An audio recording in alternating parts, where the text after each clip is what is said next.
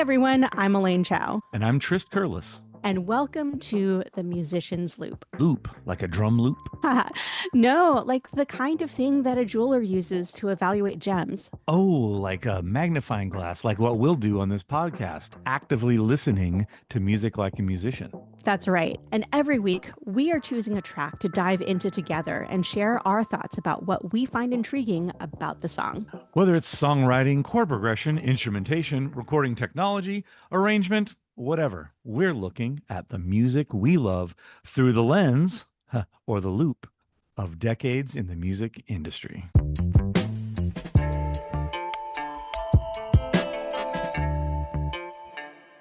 Hey, Trist, what do we have this week? This week, we have, might be our first Polish singer. Oh, yeah, I think so. Our first Polish musician, I'm pretty sure.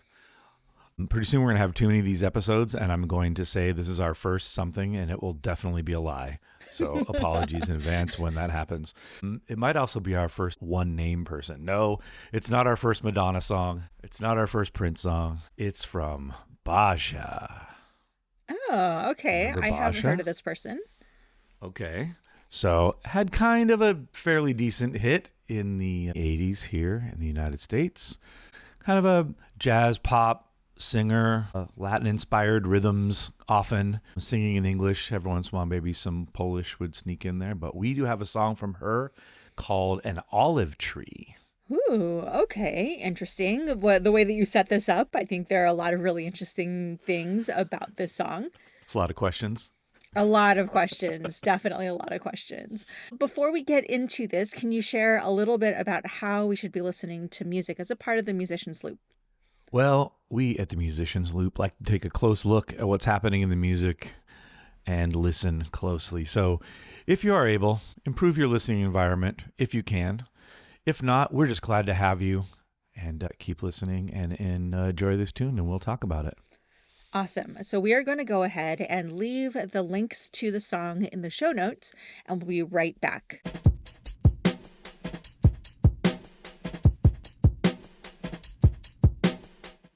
Okay, that was quite an experience. I don't know exactly what I expected, but what we got was definitely not it.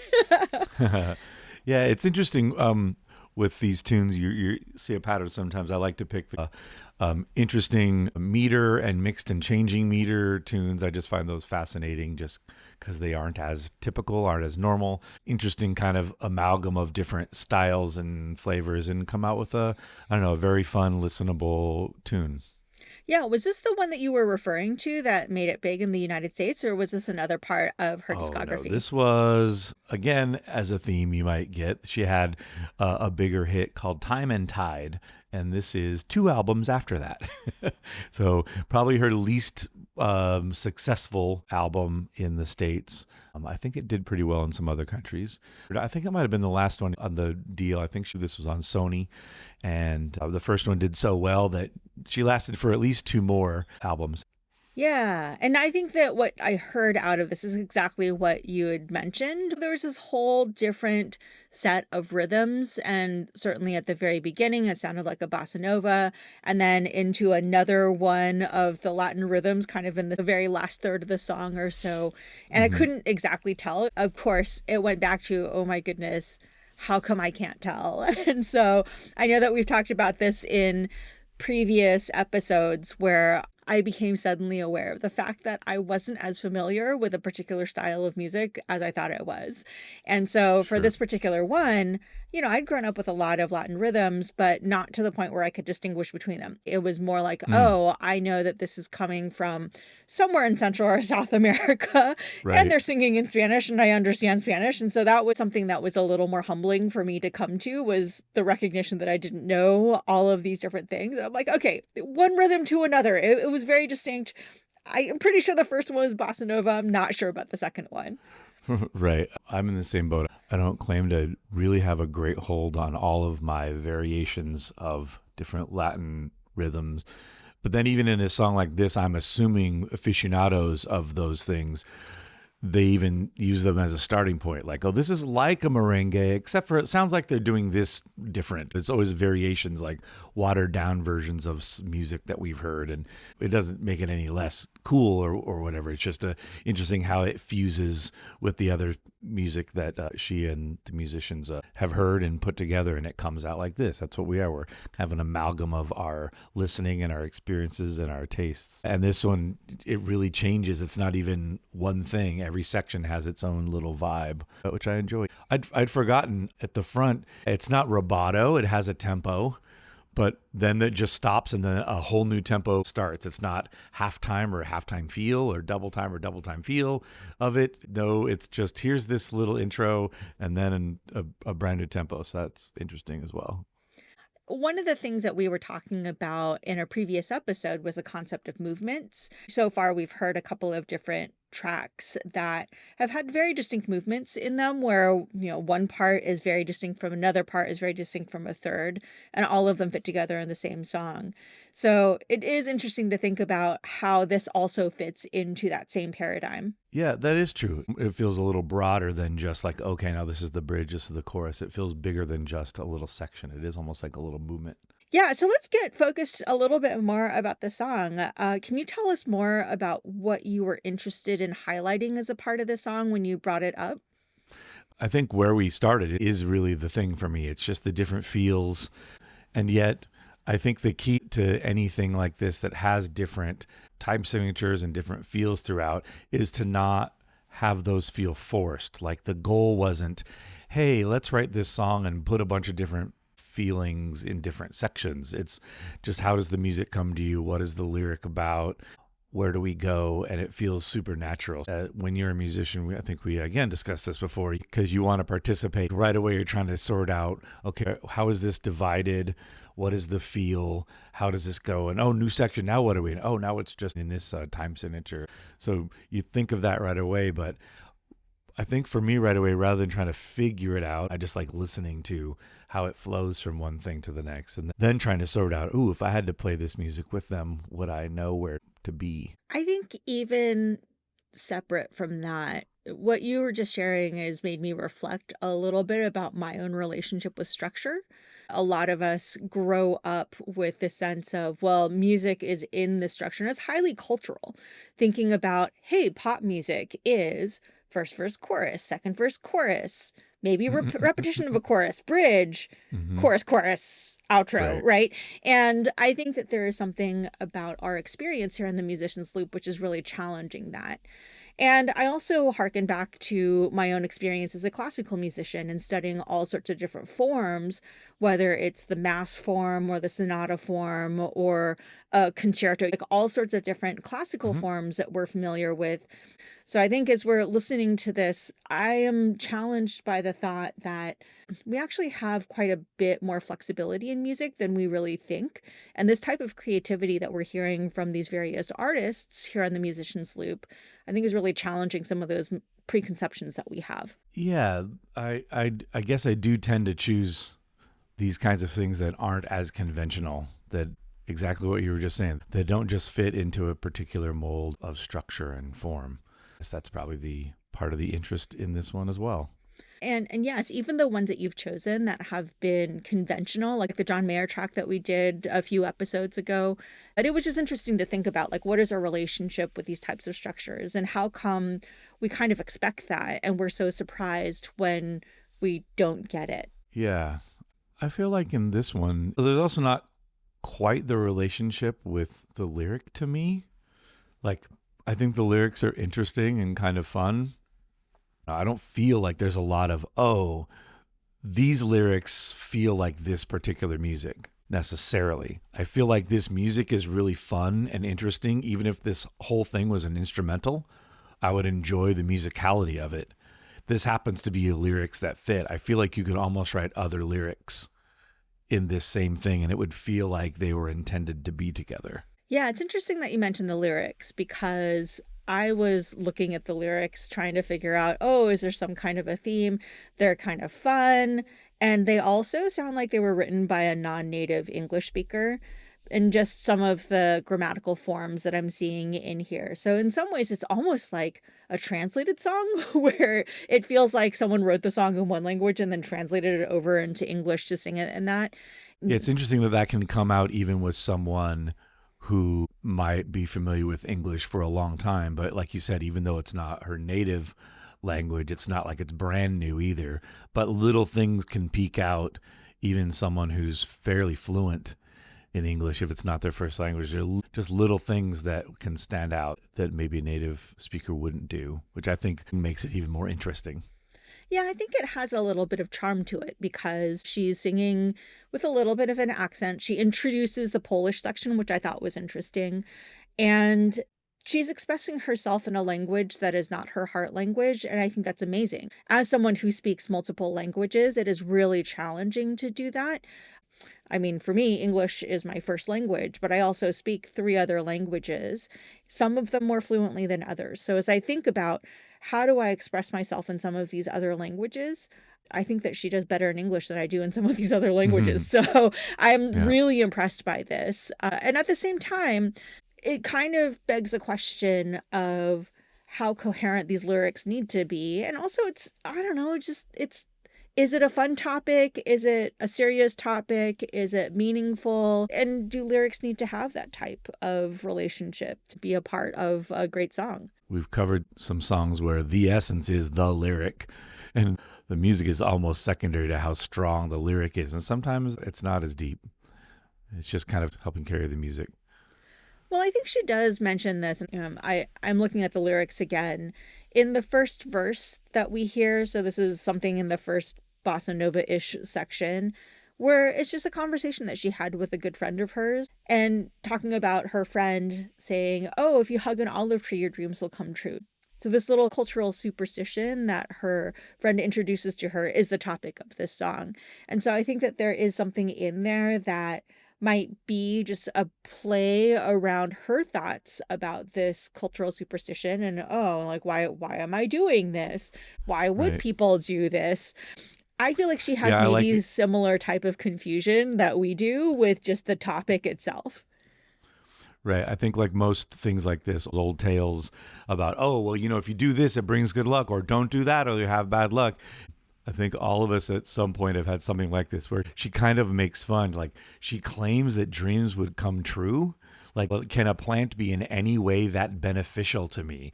Almost kind of skeptical. And then when you want something so badly, you're like, well, okay, I mean, maybe it does work. Let's just try it anyway. I was sitting there doubting this thing my friend said. And now a month later, well, sure. Like you talk yourself into it. Yeah, and the pre-choruses, or what I marked as a pre-chorus is, she talks about herself as a silly Polish girl in Nice, embracing trees, wishing for you.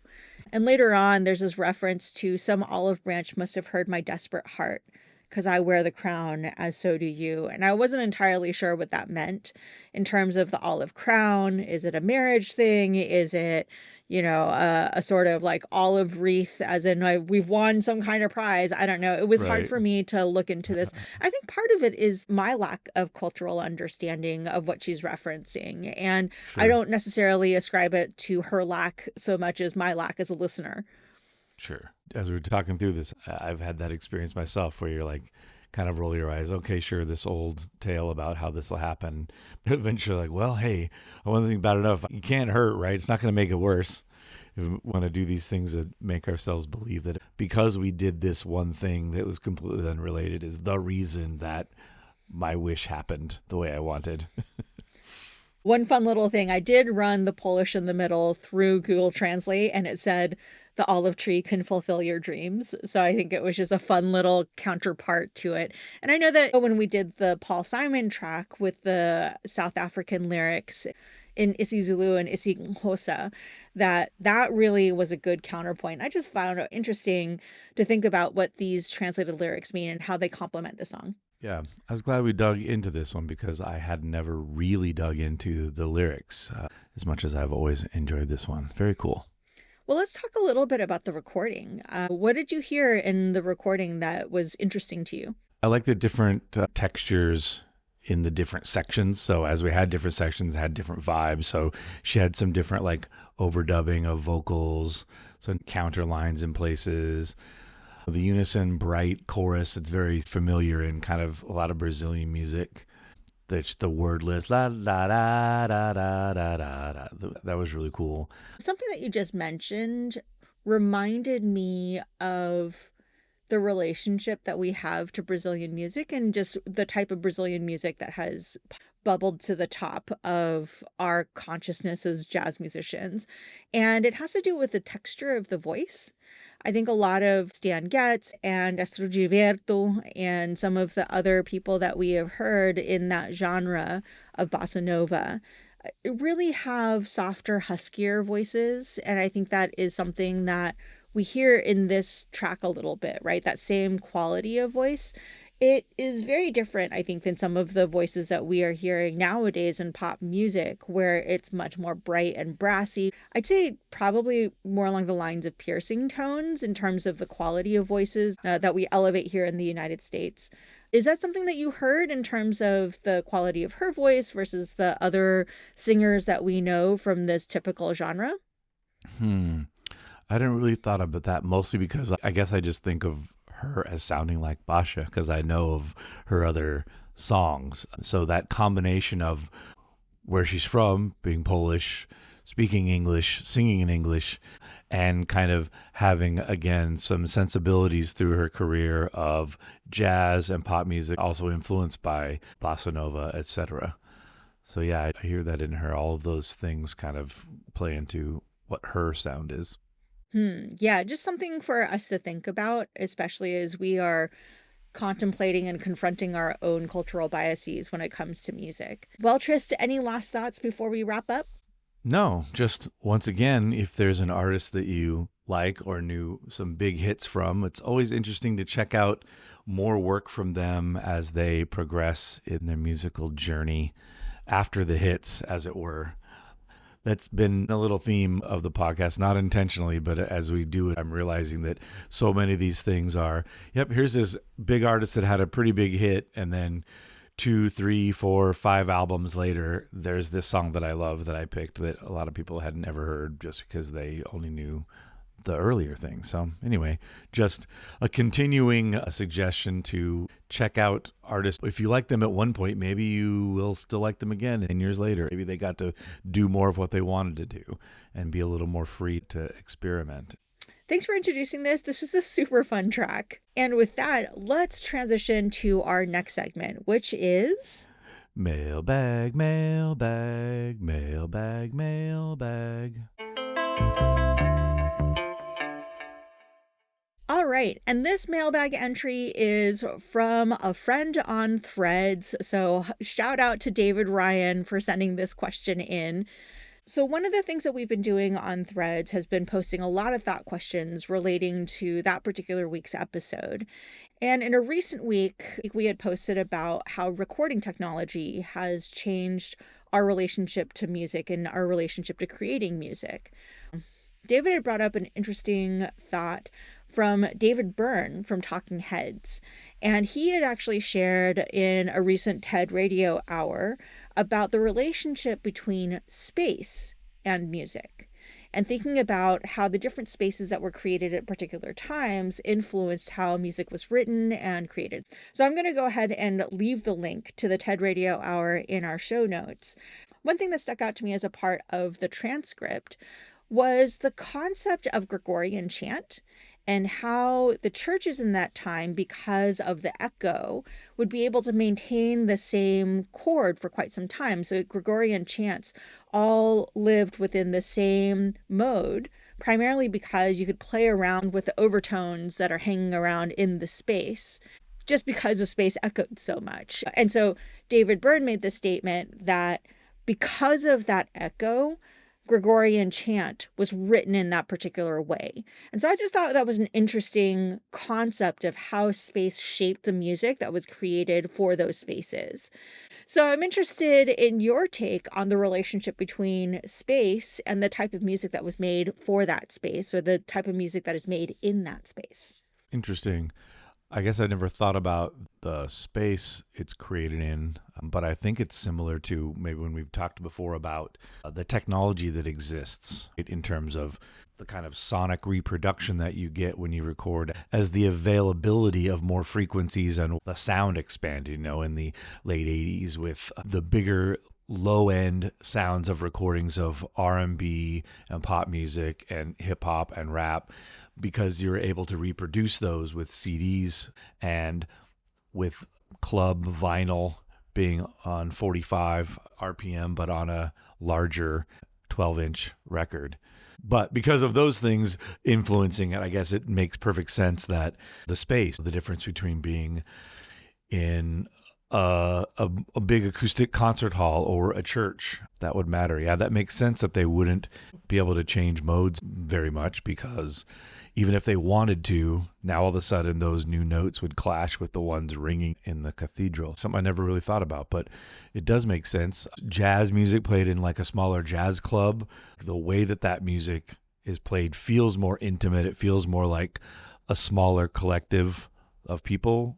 Let me add in one other thing. You were just talking about jazz clubs, and when you mentioned this more intimate spaces, one of the things that came to mind was mutes, because with horns, it's such a loud instrument that in order to play in these more intimate spaces, you either blast people away or you play with a mute. And so we think about the role of the Harmon mute and that very specific tinny sound that the Harmon mute has, as well as more of the wahs that you have with the managing the way that the mute is surfaced.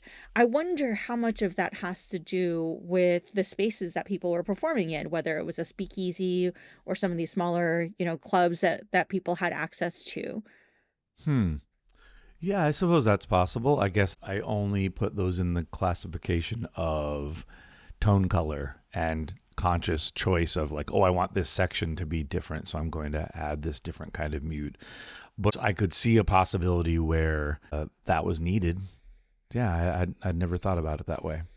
So let me continue reading what our friend David has written in his Threads post. Now we make any and all music in often abstracted or virtual settings in the box. We are often paying homage without direct need. And he references a couple of different spaces: warehouse raves, CBGBs, punk, chamber music, gospel, psytrance/goa, outdoors, orchestral, honky tonk. And so thinking about some of these different areas that we have different types of spaces that people access.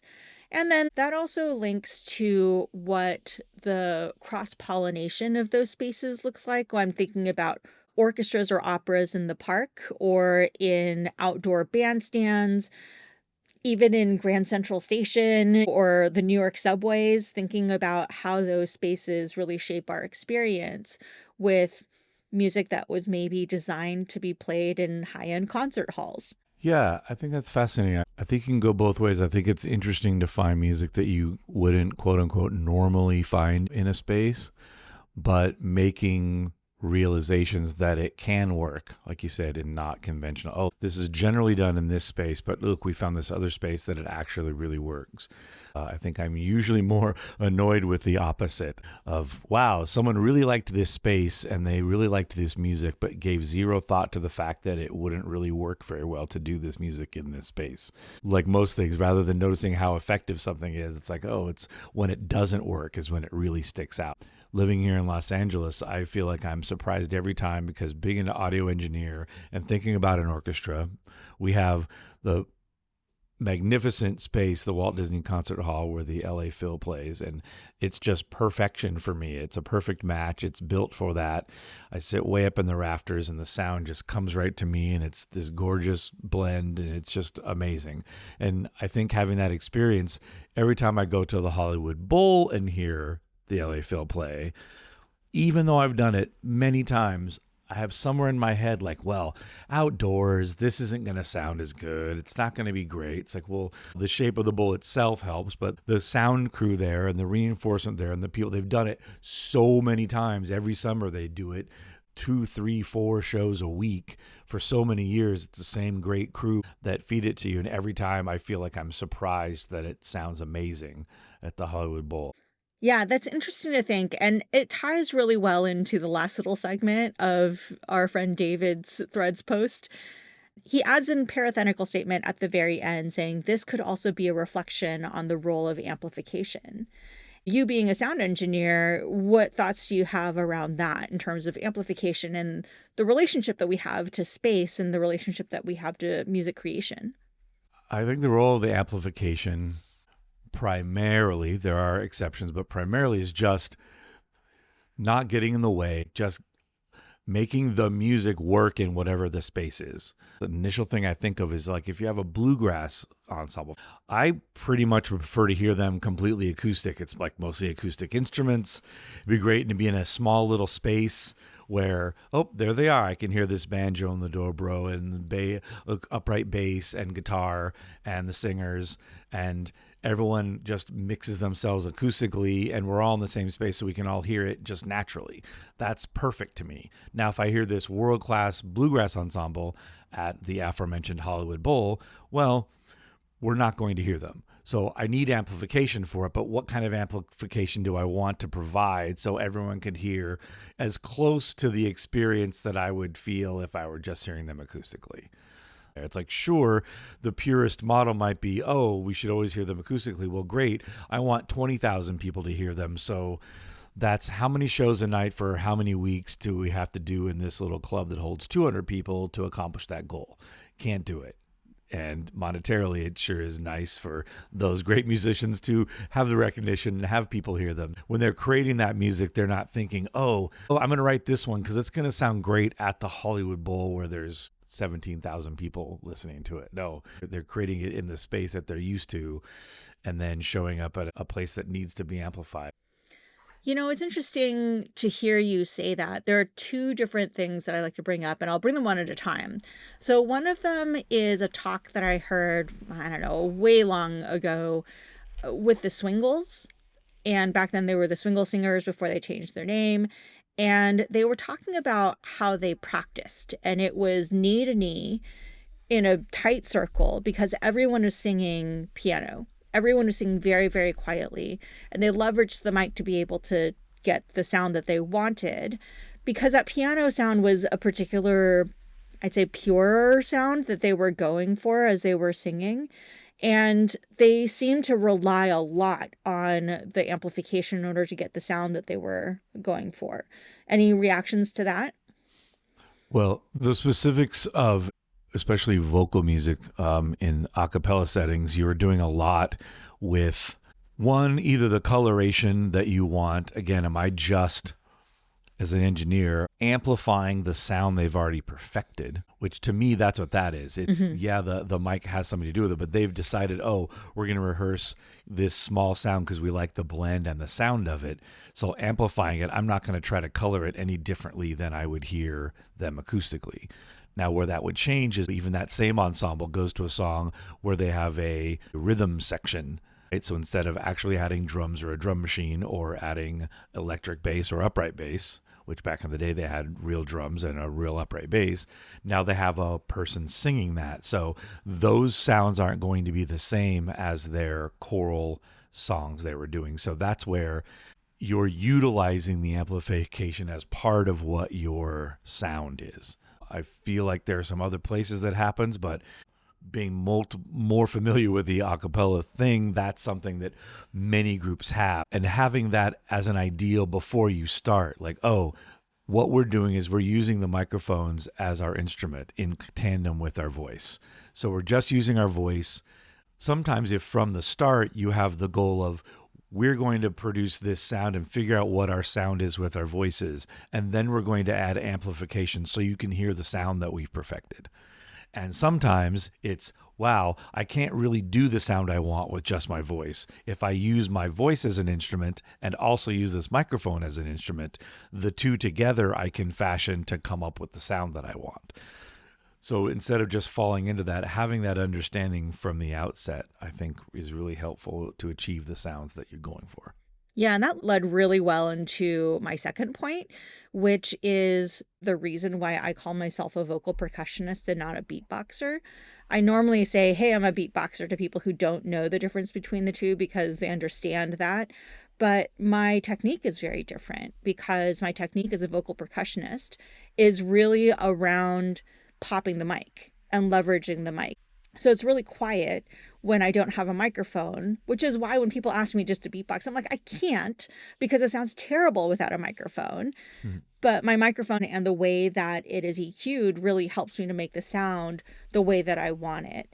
Whereas the more classic beatboxers, it was really introduced as something that you could do in a circle outside. It was very much more of a social thing. And so it was louder the way that people learned how to beatbox out on the streets. And so that's something that I think is interesting to think about, like the relationship of amplification to your music, especially if you rely on it like I do. Yeah, right. The origin of that being the human beatbox. We've shortened it because you're doing a human reproduction of the beatbox, the little instrument that you would bring that would make the beats to rhyme over. Well, any last thoughts about this question before we wrap up? No, that was a good one. Thanks a lot, David, for contributing. And if you have any other thoughts about this discussion or anything from our song today from Basia, if you have any questions about it or some other insight into being Polish or singing in a second language, please let us know. Awesome. And you can get a hold of us via email at themusiciansloop, LOUPE, at gmail.com, or on Instagram and Threads at themusiciansloop. Thanks again. All right. Have a great week. See you next time.